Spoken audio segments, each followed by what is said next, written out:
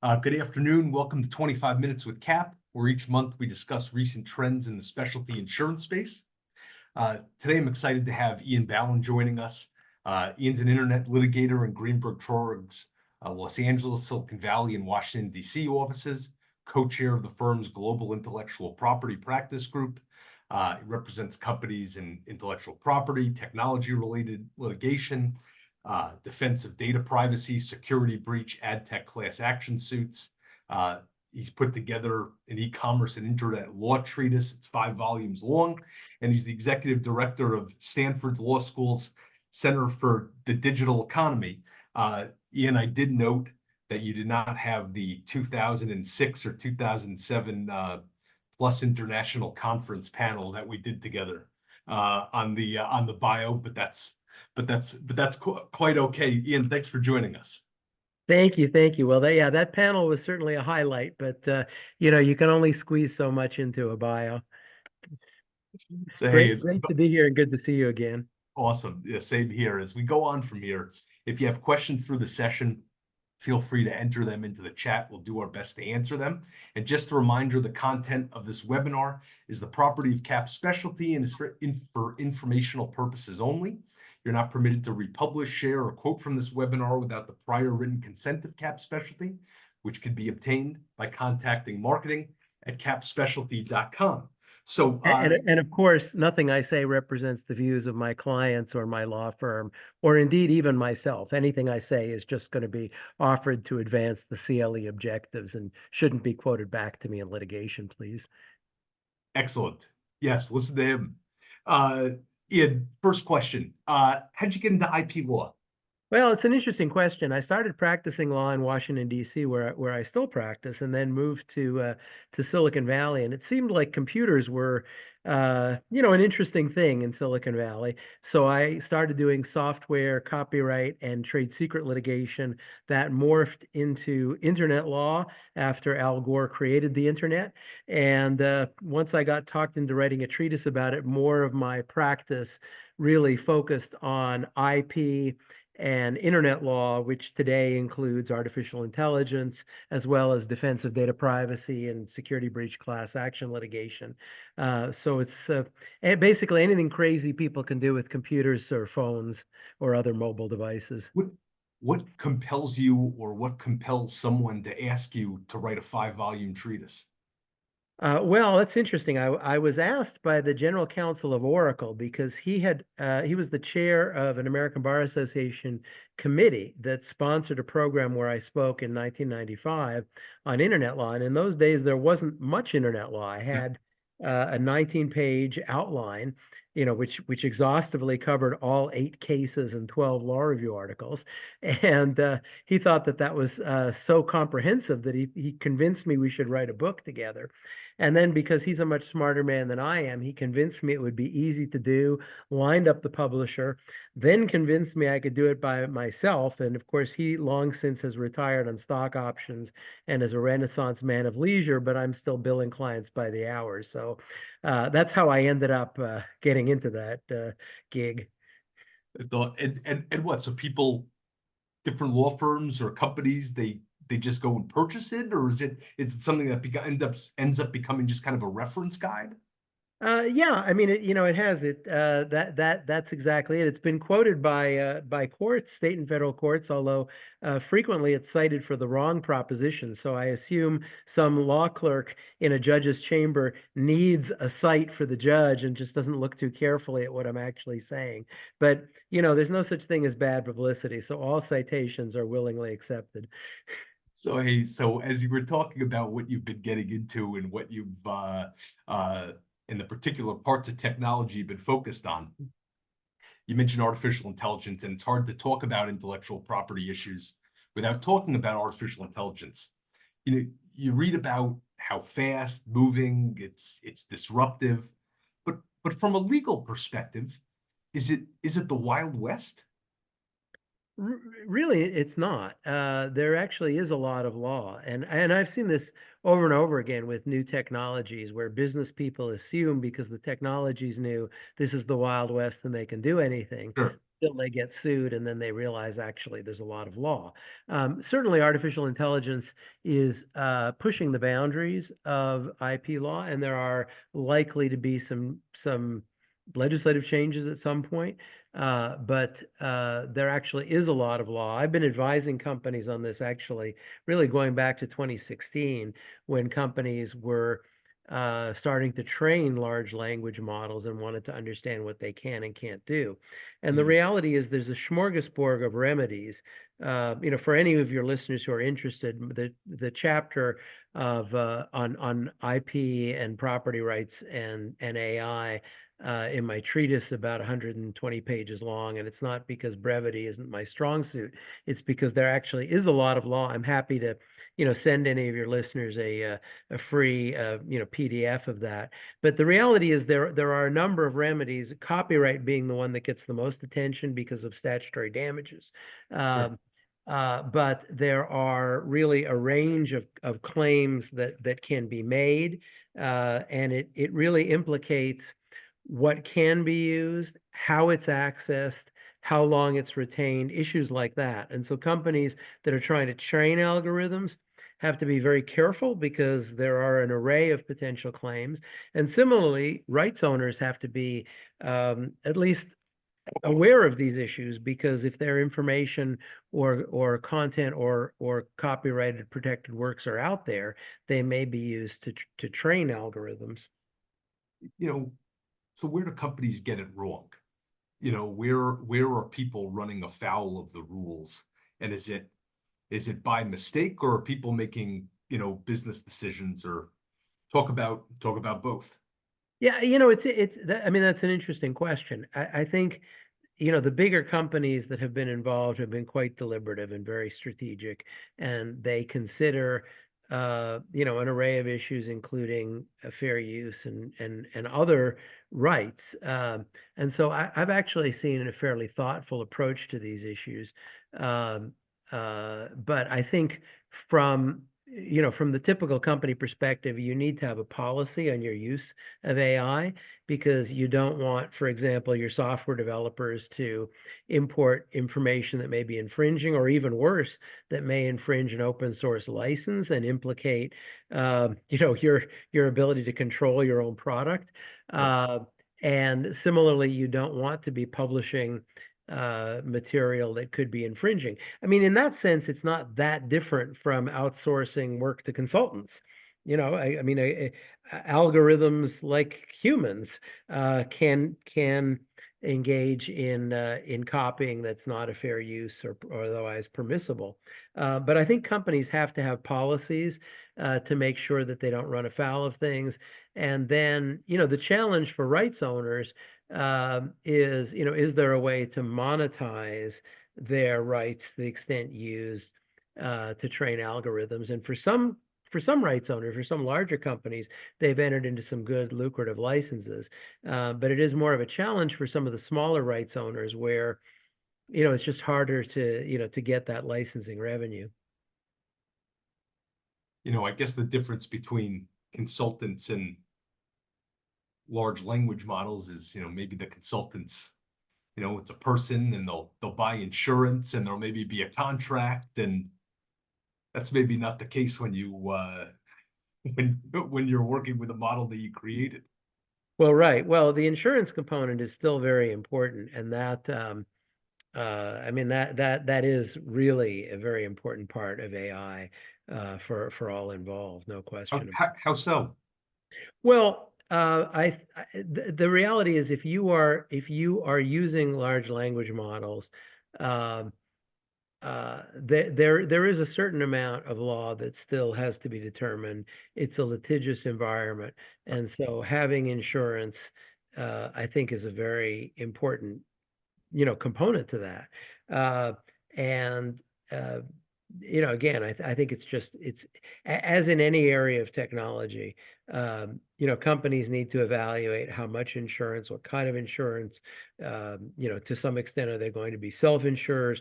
But in order to make the risk more predictable and manageable, the insurance decisions need to be made early on.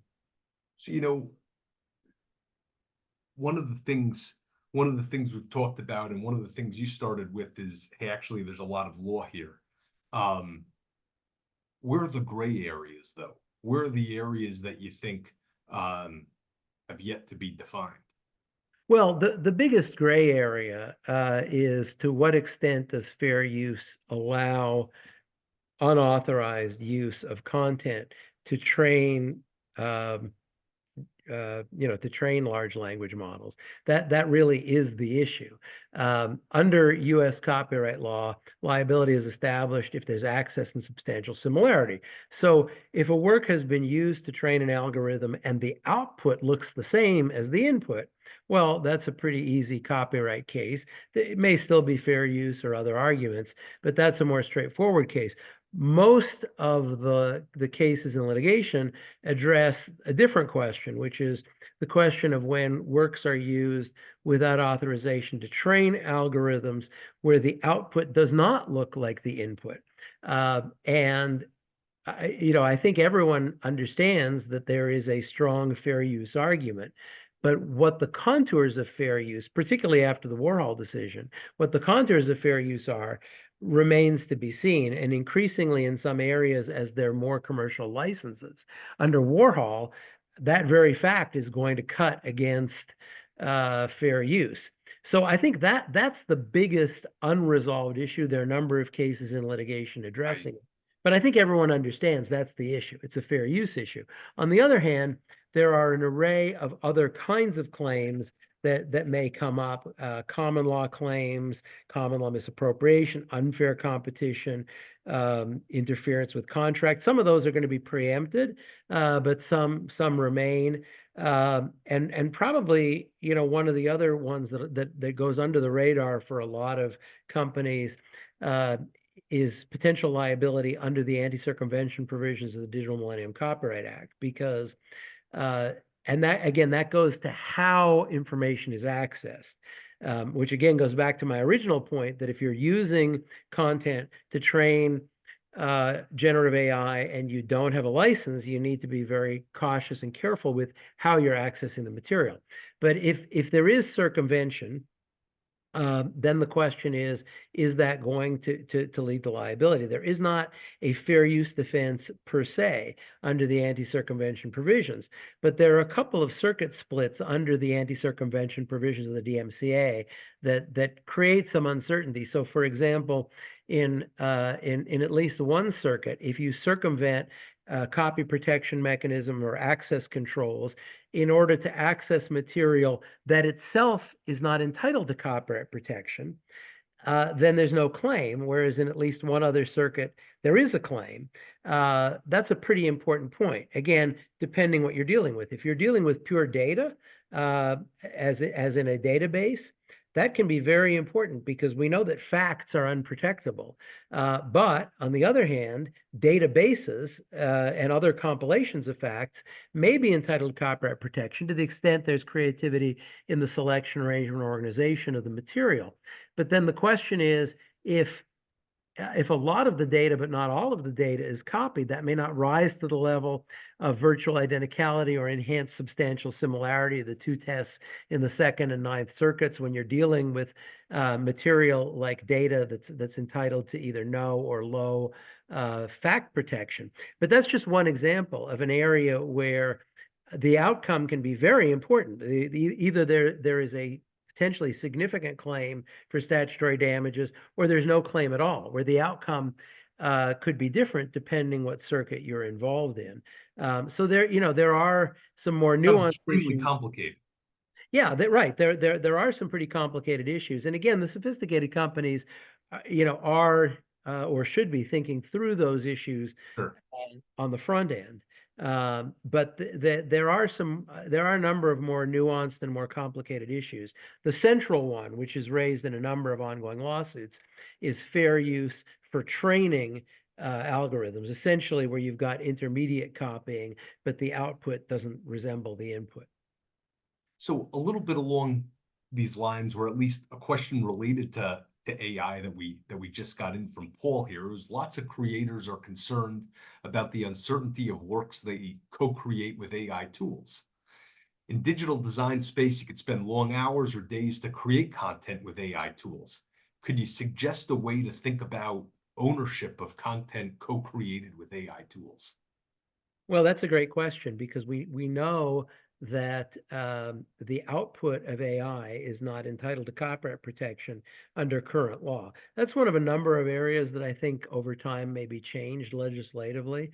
Um, but at the moment, the output is not entitled to copyright protection. So in order to claim copyright protection in works that are created by humans using AI tools, you really have to maximize the human component, because the human component, to the extent minimally creative, is absolutely entitled to copyright protection. You mentioned insurance before, how insurance could be important.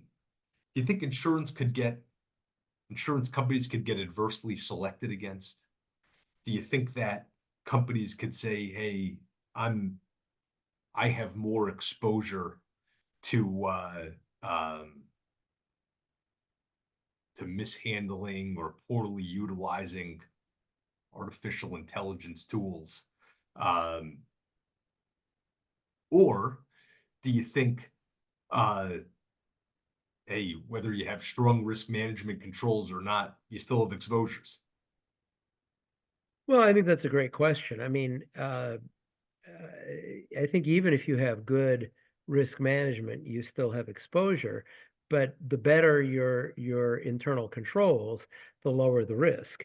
And again, it also depends what the risk is. I mean, I think all companies need to have policies, practices, procedures, employee training around the use of AI tools, because the reality is day-to-day work, most companies are using AI tools, and that's a good thing. Um, the large language model companies typically offer indemnification, but as with any indemnification contract, you need to read that very closely because it provides broad protection, narrowly defined in many instances, and it may not apply to you. And so, you really you want to make sure you've got the practices and procedures in place, but you still have potential exposure just based on the tool. Most of the lawsuits today are brought against the actual, the companies that publish the large language models, but theoretically, even a typical business user could have secondary liability. And again, just the practicalities, whenever you're dealing with cutting edge litigation, copyright owners are going to go after the biggest target. But if they are successful against any of the bigger targets, they may start bringing secondary claims against business users of these tools. That's where insurance obviously could be quite helpful. And again, it goes to what extent do the indemnifications apply? And then, of course, for the large language model companies themselves, for any company that has their own large language model tools, they need protection just because you are in the cutting edge. Judges get things wrong. I mean, I can tell you what law is out there. I can tell you the trends. I can tell you how things should be decided. But the advantage of being an Article 3 judge is you can make new law. And and you may get affirmed on appeal. I mean, we just recently saw a Third Circuit decision under the CDA, the Communications Decency Act, which is one of the hallmark immunities dealing in the internet, typically mostly outside the IP area, but not exclusively.